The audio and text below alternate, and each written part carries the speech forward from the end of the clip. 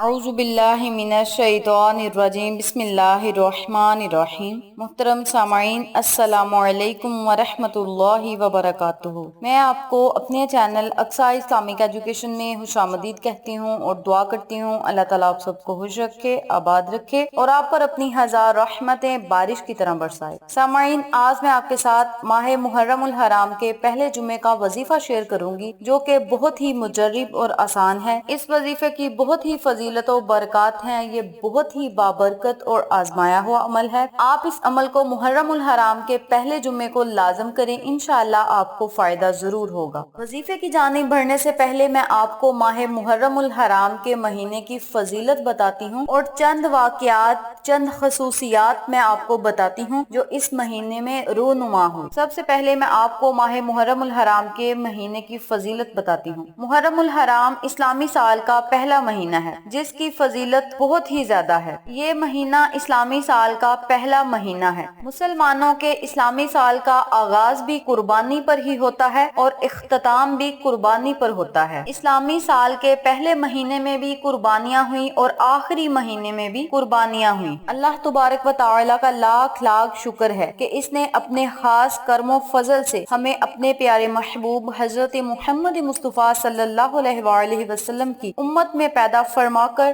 ہر طرح کی نعمتوں سے نوازا ہے۔ قرآن کریم میں اللہ تبارک و تعالی نے اپنے محبوب بندوں کا ذکر فرمایا ہے جنہوں نے اپنی عزیز ترین جانوں کو اللہ کی راہ میں قربان کر دیا ہے۔ ارشاد کچھ یوں ہے جس کا ترجمہ ہے، جو لوگ اللہ کی راہ میں شہید کیے گئے، جن لوگوں نے اللہ کی راہ میں اپنی جانیں قربان کی، انہیں مردہ نہ کہو، وہ زندہ ہیں، وہ شہید ہیں اور شہید ہمیشہ زندہ رہتے ہیں، وہ اپنی قبروں میں زندہ ہیں۔ انہیں مردہ نہ کہو بلکہ مردہ کہنے کا گمان بھی نہ کرو، وہ زندہ ہیں، اپنے رب کے پاس انہیں رزق ملتا ہے۔ وہ شہید ہیں، انہوں نے اپنی فانی جانوں کو اللہ کی راہ میں قربان کیا اور ابدی نیند سو گئے۔ یہ ماہ محرم الحرام ہے۔ اس ماہ کی 10ویں تاریخ کو جو جانیں اللہ کی راہ میں قربان ہوئی ہیں، کربلا کے تپتے ہوئے صحرا میں قربان کی گئی ہیں، تاریخ عالم ایسی مثال پیش کرنے سے قاصر ہیں۔ اگر میں آپ کو اس مہینے کی فضیلت و برکات تفصیل سے بتاؤں تو یہ بہت ہی لمبی بات ہو جاتی ہے۔ میں مختصر سی آپ کو اس مہینے کی فضیلت بتاتی ہوں کہ اس پاک اور بابرکت مہینے کی بہت ہی فضیلت ہے، بہت ہی برکات ہیں۔ آپ اس مہینے میں اللہ سے جو بھی مانگیں گے، نبی کے صدقے، نبی کے نواسوں کے صدقے، اللہ تبارک و تعالی آپ کو ہر وہ چیز سے نوازے گا جو آپ کے حق میں بہتر ہوگی۔ اللہ پاک سے آپ جو بھی مانگیں گے، نبی کا صدقہ دے کر مانگے، نبی کے نواسوں کا صدقہ دے کر مانگے، انشاءاللہ اللہ پاک آپ کی ہر دعا کو سنے گا اور قبول فرمائے گا۔ ماہ محرم الحرام میں جو واقعات رونما ہوئے،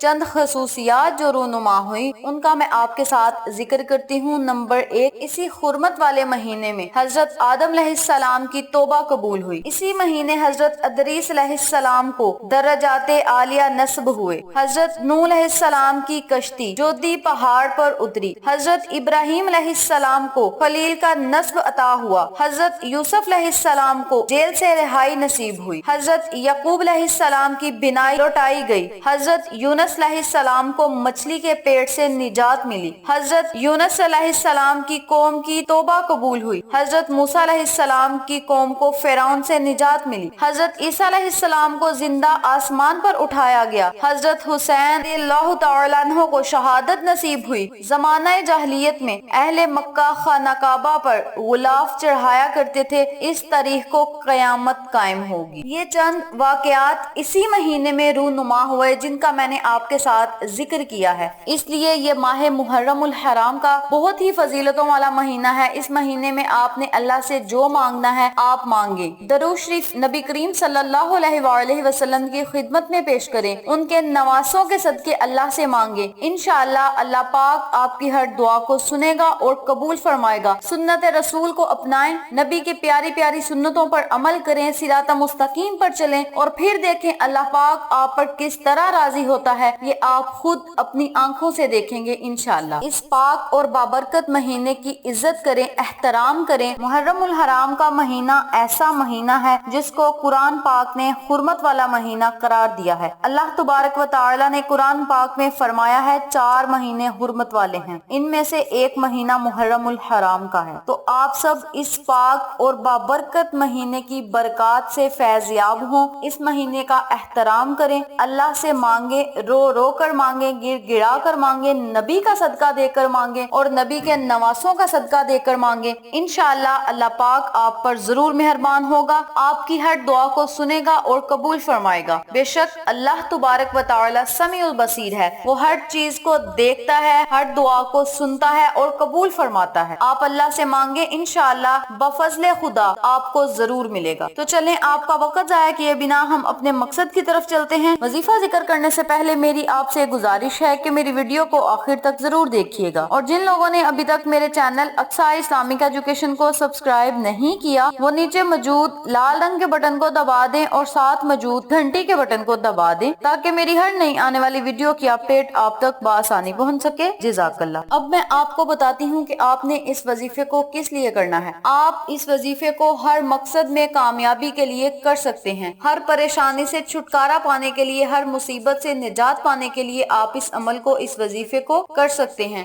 اس کے علاوہ آپ اس عمل کو، اس وظیفے کو رزق میں اضافہ کے لیے بھی کر سکتے ہیں، کاروبار میں خیر و برکت کے لیے بھی کر سکتے ہیں، ہر نیک کام میں کامیابی حاصل کرنے کے لیے آپ اس عمل کو، اس وظیفے کو کر سکتے ہیں۔ اس وظیفے کے کرنے سے اللہ پاک آپ کے رزق کو وسیع و کشادہ کرے گا، کاروبار میں خیر و برکت ڈالے گا، ہر نیک مقصد میں آپ کو کامیابی ملے گی، ہر مشکل مصیبت سے آپ کو نجات ملے گی انشاءاللہ۔ تو آپ اس عمل کو، اس وظیفے کو محرم الحرام کے پہلے جمعہ کو کر کے تو دیکھیں، اللہ کی رحمتیں آپ پر کس طرح برستی ہیں یہ آپ خود اپنی آنکھوں سے دیکھیں گے انشاءاللہ۔ وظیفہ کرنے کا طریقہ اچھی طرح سن لیں اور سمجھ لیں۔ آپ نے جمعۃ المبارک والے دن جمعہ کی نماز ادا کرنے کے بعد اس عمل کو، اس وظیفے کو کرنا ہے۔ آپ نے جب جمعہ کی نماز ادا کر لینی ہے تو اسی جگہ آپ نے بیٹھ جانا ہے اور 313 مرتبہ اللہ کے ناموں کا ورد کرنا ہے۔ اللہ کے یہ نام کیا ہیں اور انہیں پڑھنا کیسے ہے یہ بھی توجہ سے سن لیں۔ بسم اللہ الرحمن الرحیم، یا اللہ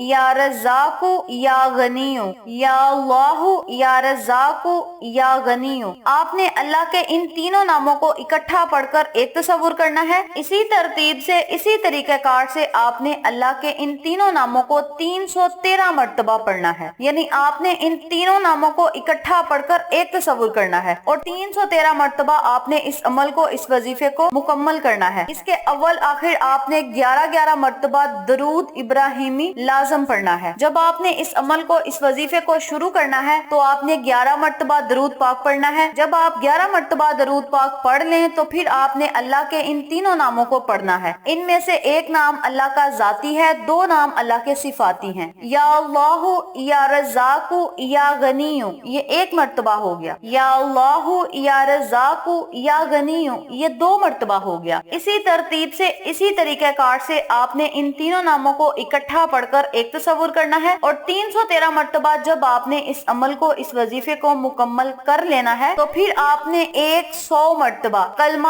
طیبہ پڑھنا ہے، لا الہ الا اللہ محمد الرسول اللہ۔ آپ نے 313 مرتبہ اللہ کے صفاتی ناموں کو پڑھنا ہے، اس کے بعد آپ نے 100 مرتبہ لا الہ الا اللہ محمد الرسول اللہ کا ورد کرنا ہے اور آخر میں پھر آپ نے 11 مرتبہ درود ابراہیمی لازم پڑھنا ہے۔ جب آپ اس عمل کو، اس وظیفے کو مکمل کر لیں تو پھر آپ نے اللہ تبارک و تعالی سے خصوصی دعا کرنی ہے کہ یا اللہ، جس خاص مقصد کے لیے، جس خاص حاجت کے لیے، خواہش کے لیے میں نے اس عمل کو، اس وظیفے کو کیا ہے، مولا اپنے پیارے محبوب حضرت محمد مصطفیٰ صلی اللہ علیہ وآلہ وسلم کے صدقے میری وہ حاجت پوری کر دے، میری خواہش پوری کر دے، ہر نیک مقصد میں مجھے کامیابی عطا فرما، نبی کے نواسوں کے صدقے میری ہر مشکل کو حل فرما، میرے کاروبار میں خیر و برکت عطا فرما، رزق کو وسیع و کشادہ کر دے اور مجھے ہر طرح کی غربت، تنگ دستی سے نجات دے۔ اس طرح آپ نے اللہ سے خصوصی دعا کرنی ہے۔ انشاءاللہ اللہ پاک آپ کی ہر دعا کو سنے گا اور قبول فرمائے گا اور آپ پر اپنی رحمت کا سایہ ہمیشہ قائم و دائم رکھے گا انشاءاللہ۔ اس عمل کو، اس وظیفے کو آپ نے صرف جمعۃ المبارک والے دن ہی کرنا ہے اور اس کی برکتوں سے، اس کی فضیلتوں سے آپ نے پورا سال فیض یاب ہونا ہے، اس کی برکات سے آپ پورا سال مستفید ہوتے رہیں گے۔ اگر آپ اس وظیفے کو محرم الحرام کے جمعۃ المبارک کو کریں گے انشاءاللہ اللہ تبارک و تعالی آپ پر ضرور مہربان ہوگا۔ اس عمل کو آپ محرم الحرام کے پورے مہینے میں بھی کر سکتے ہیں، لیکن آپ جمعۃ المبارک مبارک والے دن اس عمل کو لازم کریں، انشاءاللہ آپ کو فائدہ ضرور ہوگا۔ تو یہ تھی محرم الحرام کے مہینہ میں جمعہ کے دن وظیفہ کرنے کی فضیلت و برکات و فوائد جو میں نے آپ کے ساتھ شیئر کیے ہیں۔ امید کرتی ہوں آپ کو میری ان تمام باتوں اور وظائف کی اچھی طرح سمجھ آ چکی ہوگی۔ اگر آپ کو میری کسی بات کی سمجھ نہ آئے تو آپ کمنٹ باکس میں پوچھ سکتے ہیں، ہم آپ کی رہنمائی ضرور کریں گے۔ آخر میں اللہ سے دعا ہے اللہ ان تمام باتوں پر مجھے اور آپ تمام سامعین کو عمل کرنے اور دوسروں کے ساتھ صدقے کی نیت سے شیئر کرنے کی توفیق دے، پنجگانہ نماز پڑھنے کی توفیق دے، صراط مستقیم کے راستے پہ چلنے کی توفیق دے، آمین۔ اگر آپ کو ہماری ویڈیو پسند آئے تو اسے لائک کریں، شیئر کریں، ہمارے چینل کو سبسکرائب کریں اور ساتھ موجود بیل آئیکن کو ضرور دبا دیں تاکہ میری ہر نئی آنے والی ویڈیو کی اپڈیٹ آپ تک بآسانی پہنچ سکے۔ انشاءاللہ پھر کسی نئے وظیفے یا اچھی معلومات کے ساتھ آپ کی خدمت میں حاضر ہوں گے۔ تب تک کے لیے اجازت دیں۔ السلام علیکم ورحمۃ اللہ وبرکاتہ۔